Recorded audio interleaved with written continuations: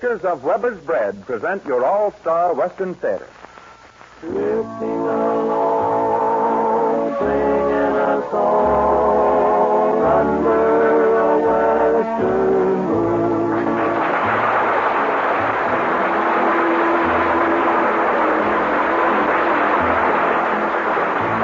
From Hollywood comes your all-star Western Theater, starring America's great Western singers, Foy Willing and the Riders of the Purple Sage.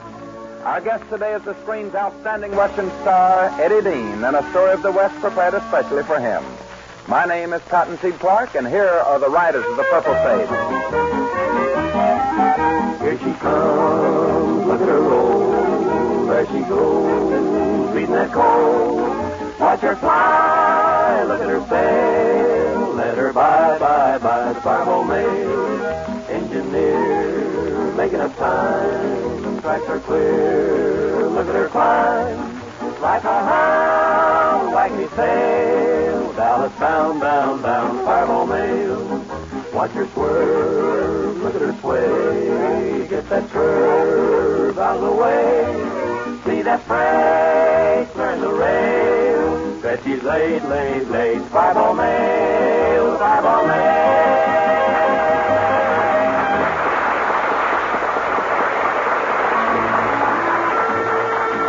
We hear a lot about the hard riding and the gunslinging and the excitement of the early West, but little is said about the dreary routine of operating a great cattle spread. Guarding the herd through long, lonely nights, weeks of riding fence, and the long, blizzard-filled winter months were very monotonous. That's why the cowpunchers looked forward to mealtime. It was a break in their daily routine. And today, mealtime is something to look forward to also, especially when Weber's Bread is served. Because Weber's Bread is firm and even textured. It has an appetizing appearance and a distinctive flavor that adds enjoyment to any meal. Weber's Bread is good for breakfast, lunch, or dinner. Buy a loaf of Weber's Bread next time you go shopping. Believe me, you'll like it.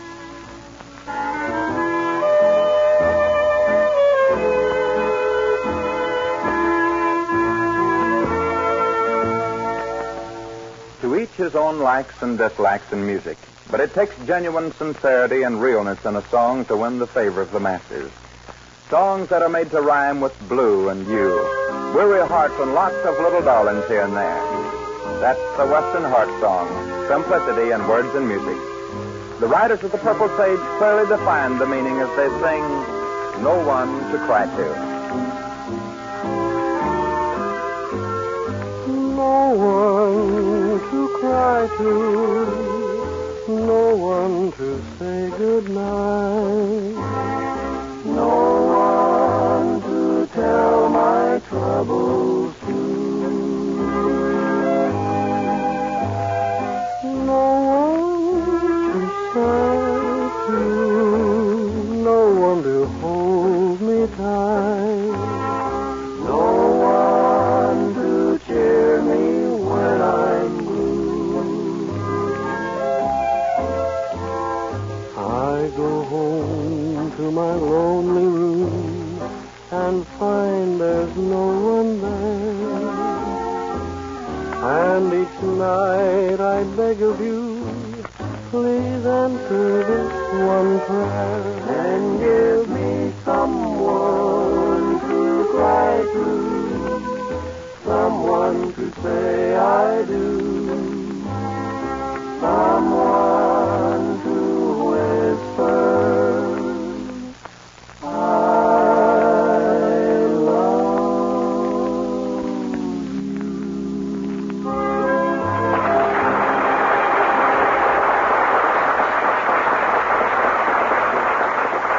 It's always a pleasant chore to introduce to you all-star Western Theater listeners your good friend and mine, Eddie Dean, one of the great new stars of the Western screen. Although his bid for screen fame is comparatively new, the fine Western singing voice of Eddie Dean has been a family friend of yours for many years on radio and records. And now at your local theater, he's making millions of new friends every day all over the nation. For his return appearance on your all-star Western Theater, he is heard as Eddie Sloan in a story of the West entitled Back to Old Wyoming. Friends and neighbors, Eddie Dean.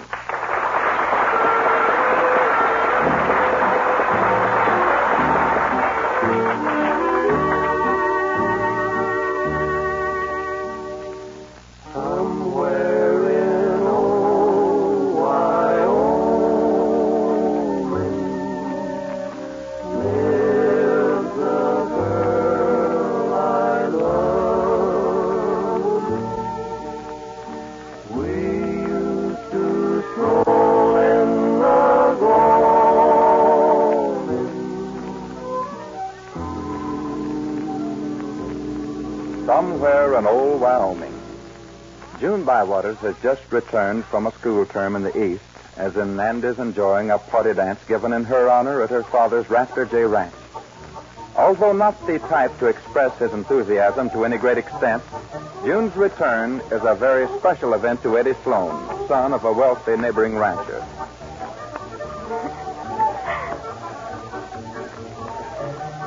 Well, how does it feel to be home again? Oh, wonderful. I've missed all this. Is that all you've missed? I've missed you, Eddie. Lots. Look, June, why can't we be married now? After No, all... Eddie. Not yet. Please don't ask me again. But, honey, ever since we were kids, it's been like this between us. What's wrong with getting married? Nothing. Except that... I don't know how to explain it. I can give you everything in the world. Dad has money to burn and... That's just the trouble, Eddie. What do you mean? Let's not talk about it now. We'd better get back inside the house. After all, this is my party. Say, I've been looking everywhere for you two. How about coming on here and joining the party? And how about you mind your own business for a change? Why, Eddie? Well, I didn't mean anything by it, Eddie. Everybody's wanting to know where you were, and I thought I'd come out and see if I could find you. All right, you found us. Now get going. Eddie, I'm surprised at you. Certainly we'll go with you, Bob. Just a minute, Miss June. Look, Sloan, you don't order me around like you do the rest of the hands that work for your old man. Please, Bob. And beginning right now, you don't work for him anymore. You're fired. Oh, this has gone far enough. Not until I've done something I've wanted to do for a long time. Oh.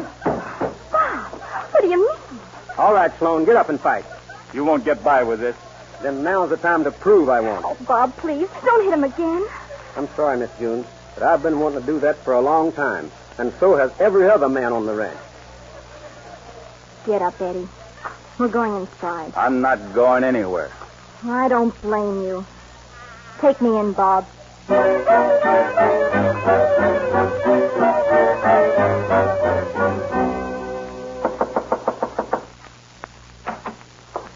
Hello, Eddie. June, I just wanted to tell you that I'm sorry about what happened last night. You should be glad about it. What do you mean by that? That's the reason I won't marry you, Eddie, as much as I think of you. I still don't understand. And I'll try to explain it to you. You have no thought or consideration for anyone but Eddie Sloan. Your father never made you get out and work and try to make something of yourself, to understand other people. You've had a silver spoon in your mouth all your life, and you expect everyone to bow down to you. But, June, And you listen to me. When Bob Norman knocked you down last night, it made me sick to see you lie there and do nothing about it, even though you were in the wrong. You haven't the nerve to fight back. No, Eddie. I wouldn't marry you. We've been sweethearts since we were kids in grammar school, and I don't think I could ever love anyone else, but you'll never be a husband of mine until you make something of yourself that your father's money failed to do. Is that all you have to say? Except for one thing. You're a wonderful person in spite of your weaknesses. But I'm tired of having people laugh at you. I want to be proud of you, Eddie. And until I can be, I don't want to ever see you again.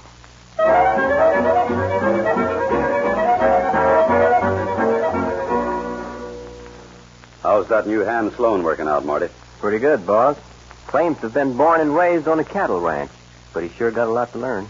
Well, hams are pretty scarce right now. Reckon we'd better put up with him.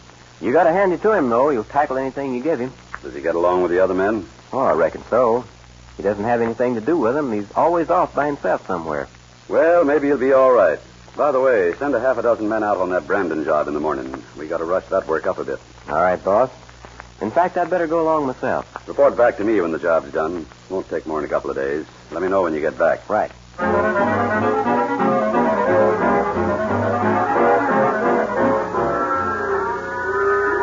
on, head into that choo-choo over going T-bone. Hey, head him off first. Hey, get in there. All right, Marty, that's the last one of them. Get the iron ready. All set, Joe. Run the calves out first. And Wyoming, give me a hand. You too, Skinner. I'm with you, Marty. Wyoming, you throw them calves. I'll put the iron to them. And Skinner, keep the fire hot. All right, let's go. Okay, Marty, the iron's ready. Turn them over, Wyoming. Come on, throw that calf. Here, get out of the way. You act like a tenderfoot. Now, just a minute. You don't have to go shoving me around. Well, there's a job to do. I believe in doing it right. Now, move aside. All right, boys, take it easy. Maybe I didn't handle the calf right, but I don't like your attitude. Then see how you like this. All right, Skinner, come on. Don't get hot-headed. That's enough. It's a personal matter now, Marty. Come on, tenderfoot. Get up and fight. If that's what you want, now it's my time to... Oh, he's had enough. Now leave him alone. Let that be a lesson to you, Wildman. Don't ever cross me. I still don't like to be pushed around, Skinner, so what do you think of this? Now, look at here, Wildman. I don't want to hit you again. Now let well enough alone. As long as I can see, I'm going to fight. So here. Let up on him. Come on, Skinner. You got to let up. Now see what you've done with that hot head of yours, Marty, Skinner. I didn't want to keep punching him. He just kept begging for more. Well, take this bucket of water and throw in his face. That ought to pull him together. All right. Here it goes. Hey, Sloan. Sloan. Come out of it. Oh, doggone, a cab must have kicked me in the head. How you feeling, Wildman? Oh, pretty good. Oh, it's you. Now, look, I didn't want to do this to you, but he was asking for it. Oh, that's all right. I'm much obliged to you anyway. Much obliged for what? Ah, you wouldn't understand, so let it go at that. No hard feelings. Well, what do you know about that?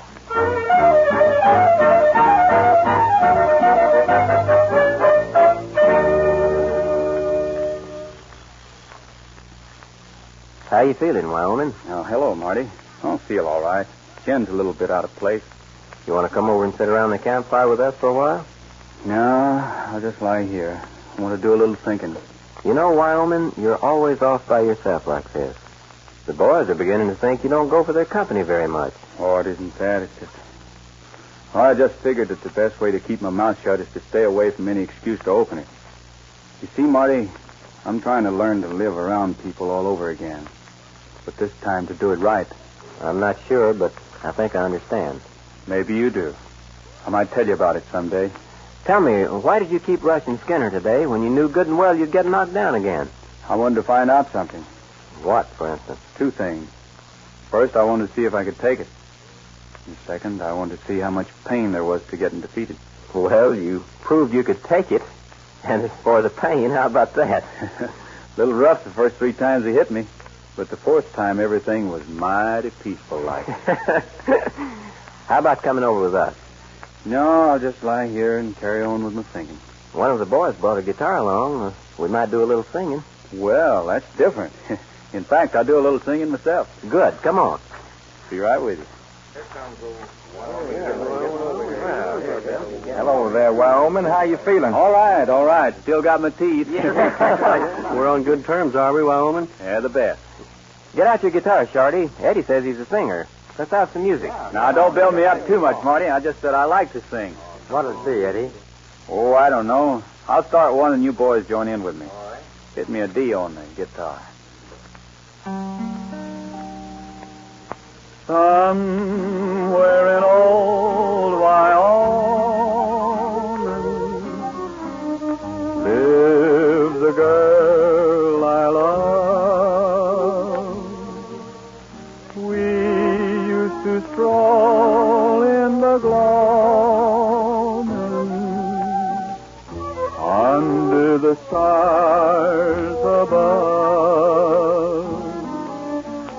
Oh, how I wish I could see her. Oh, how I wish I could be somewhere in old Wyoming with a girl who waits for me. Somewhere in old Wyoming lives a girl I love. We used to stroll in the gloaming under the stars above.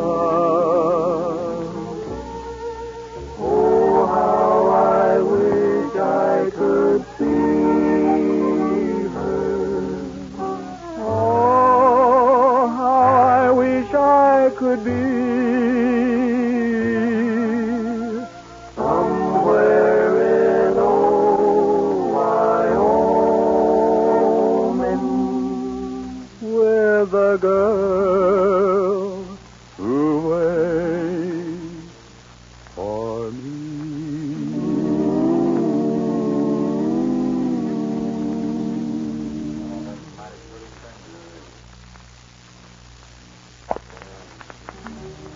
Might have known you'd seen something about Wyoming. What I want to know is, what about the girl in that thing? What girl? The one in the song. Oh, her. Well, there's very few songs without a girl in them. But come to think about it, the girl in this song does sound mighty real, doesn't she?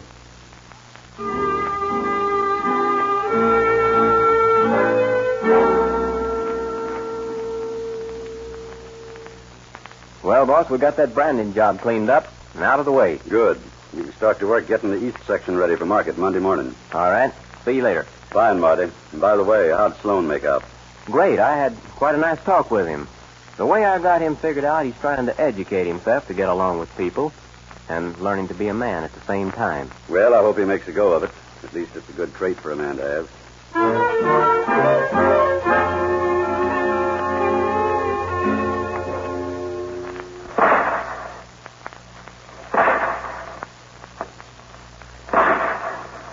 Hey, Skinner, what's all that shooting down in the draw? Oh, that's Wyoming. Well, what's he shooting at? Tin cans. He's pretty good, too. Well, I'll be doggone. The next thing you know, he's going to be going into town trying to pick a gunfight to see how good he is. Yeah, he's liable to do just that. Say, what's wrong with your eye? It's all swollen. Oh, Wyoming clipped me one. Have you let that hot head of yours get loose again? Oh, no, I've been teaching him how to use his mitts, and he's getting better than the teacher.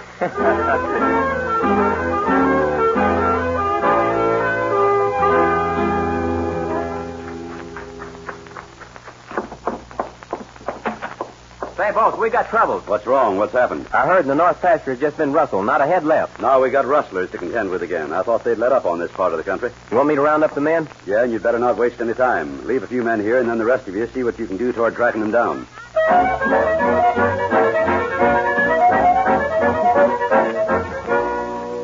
Charlie, I'll take you, Hank, Slim, Skinner, Allen, and Jerry. Eddie, you and Joe better stay here at the ranch. Now, look, Marty, I'd like to go along with the men. Sorry, Wyoming, but somebody's got to stay here. We've had this trouble before, and these men know their way about this part of the country. Did you ever catch them before? No, but... Then I can't do any worse than that.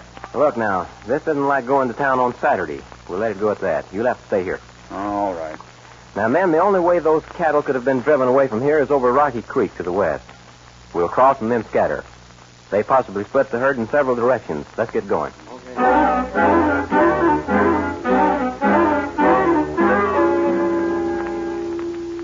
What you saddling up for, Wyoming? Oh, just thought I'd take a little ride. Yeah, but Marty told us to stay here. Unless you tell them, somebody will know I'm gone. And I've got an idea how those rustlers got away with that herd. Well, I wouldn't say anything about it, Wyoming. That is, if you let me go along. Then saddle up. Just hope that Parker doesn't go looking for a hand about the place the next few hours. Because there won't be anybody here. Right with you.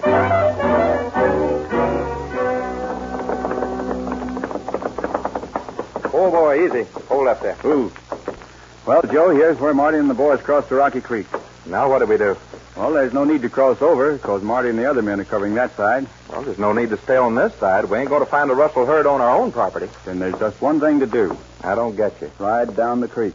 Oh, now, that's no good. A quarter of a mile down, and the water's too deep for them to pass through. And beyond the deep water, it's clear rock bed for miles, running right through past Picture Canyon there into the mountains. Well, so what?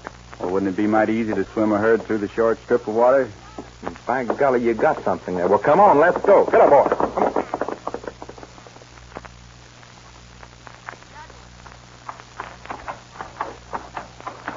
Well, here we are, Joe. And if this country from here on isn't a rustler's paradise, I'll cash in and quit. You're dead right about that. Hey, Wyoming, look, just below that tree. That's it. That's where they brought the herd out of the creek bottom. And at the end of those tracks, we're going to find the herd of cattle. Come on. Let's go.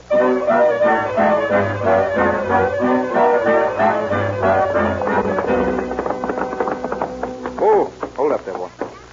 Joe, look. Down below in that canyon. Yeah, well, what do you know about that? There's a herd, and from the looks of things from here, they're in the process of changing the brands on them right now. What'll we do, go back and get Marty and the other men? You can do what you want to do, but I'm going to make a play at getting those men down there. Oh, but Wyoming, the odds are against us there. Are you with me? Well, let's go.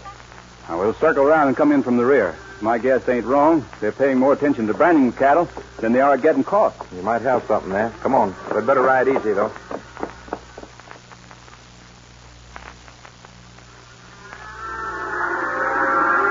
Now, you keep your gun ready, Joe. If we miss, we're goners. Oh, hey, wait a minute. There's a lookout up there on that rock. Hey, he could give us some trouble, all right. Plenty. But with him out of the way, we could cover the rest of them before they knew what happened. Then I'd reckon I'd better remove him. Wyoming, he'd be mighty easy to miss from here. He ain't no harder to hit than a tin can. Shall we take a chance? Well, I reckon there's no need to quit now. All right, here goes. Now, the minute I pick him off, if I do, make a quick play for those men around the branding fire. Plug the first one that even looked at his gun. But if you miss that lookout man, what'll we do? Start running for your life. Well, I'll take a chance if you will. Let him have it. Here goes. I got him, Joe. All right, come on. Start reaching, you men, all of you. Come on, get him up. Hey, don't reach for that gun. Oh, that's Now, it, Eddie. keep reaching. If any of the rest of you want to stop breathing, start making a play for your guns. What's the idea, Puncher? You're going with us. Come on, all of you. Drop your guns and get on those horses. The herd will be safe here, Joe. Let's take them in. Come on, boys.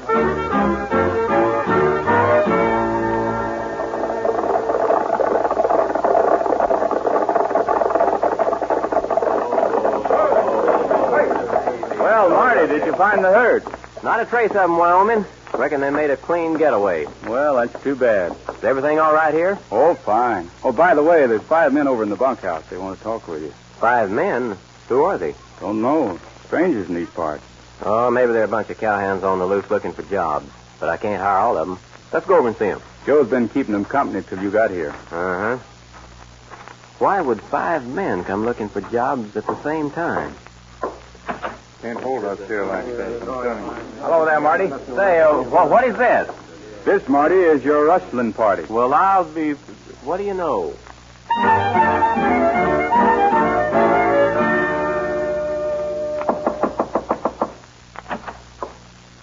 Come in, Wyoming. You sent for me, boss? Yeah. Marty and Joe told me about the good work you did on those rustlers. Well, it was just a matter of kind of figuring out beforehand. You can give most of the credit to Joe. Wyoming, don't you think your education is about complete? What do you mean? Don't you think you've done a pretty good job of making a real man we call Wyoming out of a mouse that used to live back in Wyoming named Eddie Sloan? What do you know about it?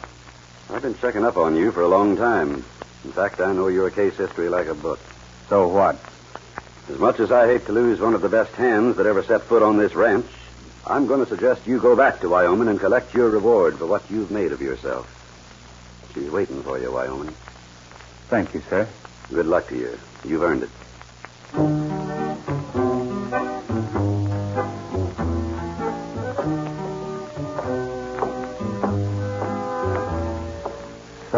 Somewhere in old Wyoming lives a girl I love. We used to stroll in the gloaming under the stars above.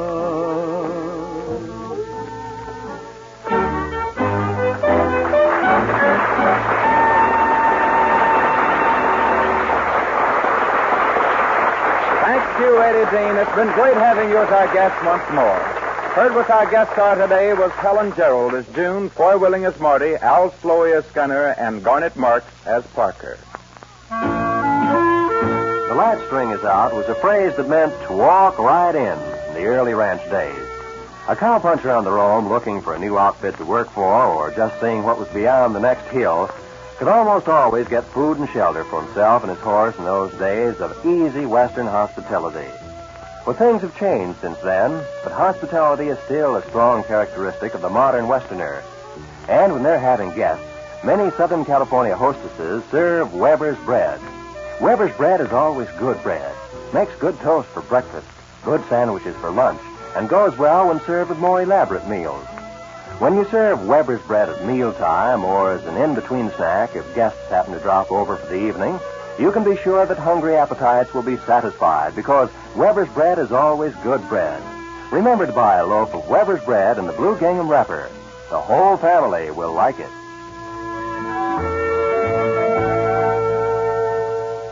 And now here is Foy Willing with our guest star, Eddie Dean.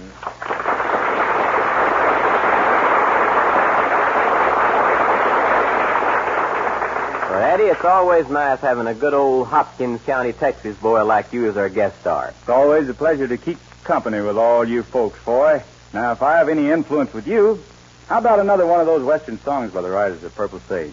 Good. We got something kind of special for you and all the folks today, Eddie. Yeah? We're going cityfied. Everything is Vout and Old Rooney with the Cowboys now. Well, I just don't get it. Come on, Riders, and let's tell them about the Vout Cowboy.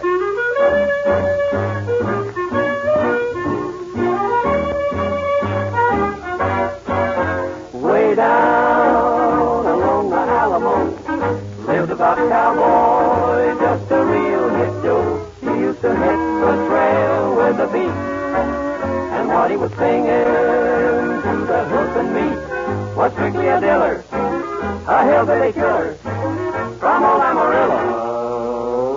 Zeke. Booty-tee, booty-tee, booty, Max Judy. Get along, Doggerini. Booty-tee, booty-tee, booty-tee, booty. Ah, yippee-ki-bow. Booty-tee, booty-tee, booty, Max Judy. Rose and San Antonio.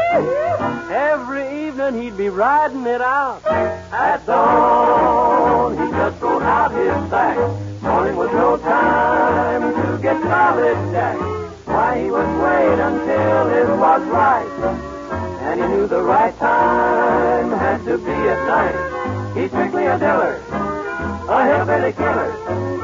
Booty-dee, booty-dee, booty-dee, booty. He's a Vout cowboy. Get along to a Rooney. Sing a song, little Rooney. Jog along to the booty. Booty-dee, booty-dee, booty-dee, booty. He's a Vout cowboy.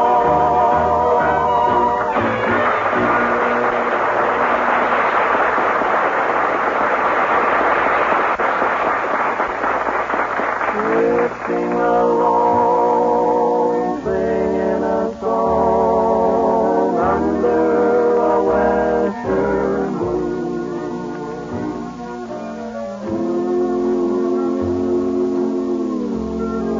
From Hollywood, you've heard your all-star Western Theater, a V.M. Bayer production starring America's great Western singers, Foy Willing and the Riders of the Purple Sage. Our guest today has been that great new PRC Western star, Eddie Dean. My name is Cottonseed Clark.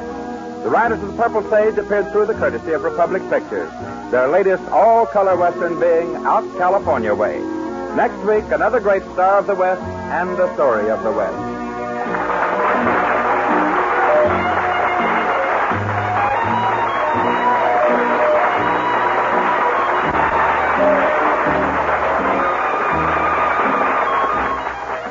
This program came to you from the studios of KNX, Columbia Square. KNX Los Angeles, Columbia Station for Southern California.